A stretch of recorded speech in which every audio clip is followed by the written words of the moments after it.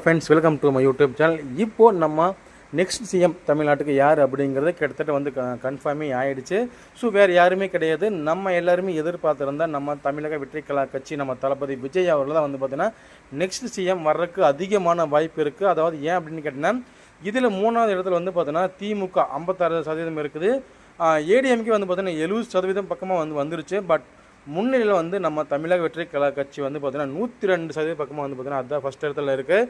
But இன்னும் வந்து பார்த்தீங்கன்னா ஒரு சில மணி நேரத்தில் வந்து நம்ம நெக்ஸ்ட் சிஎம் யார் அப்படிங்கிறது தெரிஞ்சிடும். ஸோ ஆனால் இதில் எந்த ஒரு மாற்றமே கிடையாது. நம்ம தமிழக வெற்றி கழக கட்சி தான் வந்து பார்த்தீங்கன்னா தலைவர் விஜய் அவர்கள் வந்து நெக்ஸ்ட் சிஎம் அப்படிங்கிறது எந்த ஒரு மாற்று கருத்துமே கிடையாது.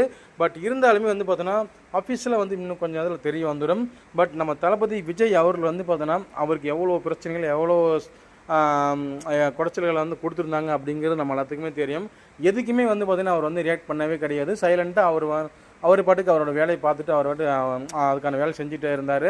ஸோ அதுக்கு கிடைச்ச ஒரு வெற்றி தான் இது அப்படின்னு கூட நம்ம சொல்லலாம். பட் அமைதியாக இருந்து சாதிச்சிட்டார் அப்படிங்கிறதெல்லாம் நம்ம தளபதி விஜய் அவர்கள் வந்து பார்த்திங்கன்னா நம்ம சொல்லலாம். ஏன்னா அந்த அளவுக்கு அவருக்கு நம்ம விஜய் அவர்களுக்கு வந்து பார்த்திங்கன்னா குடைச்சல் கொடுத்துருந்தாங்க. படத்தை ரிலீஸ் பண்ணாமல் எவ்வளோ பிரச்சனை கொடுத்துருந்தாங்க. பட் எதுக்குமே பெருசாக வந்து அவர் ரேட் பண்ணவே இல்லை. அவர் வந்து பார்த்தீங்கன்னா எப்படியாவது இந்த எலெக்ஷன் ஜெயிச்சிடணும் அப்படிங்கிற மட்டுமே ஒரு குறியாக வச்சு இப்போ வந்து பார்த்தோன்னா அவர் வந்து முன்னிலையில் இருக்கார். நெக்ஸ்ட் சிஎம் நம்ம தளபதி விஜய் அவர்கள் தான் அப்படிங்கிறது கிட்டத்தட்ட வந்து பார்த்தீங்கன்னா கன்ஃபார்ம் ஆயிடுச்சு.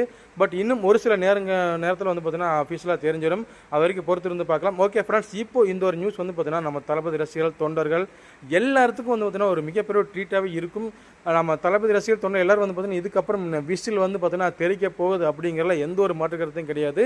ஓகே ஃப்ரெண்ட்ஸ், இப்போ முன்னிலையில் வந்து பார்த்தீங்கன்னா நெக்ஸ்ட் சிஎம் கூட நம்ம தளபதி விஜய் அவர்கள் வரப்போகிறார் அப்படின்னு சொல்லி கிட்டத்தட்ட வந்து கன்ஃபார்ம் ஆயிடுச்சு. இதை பற்றி உங்கள் ஒப்பீனியனுங்கிறத கீழே கமெண்ட்ஸில் கமெண்ட் பண்ணிடுங்க.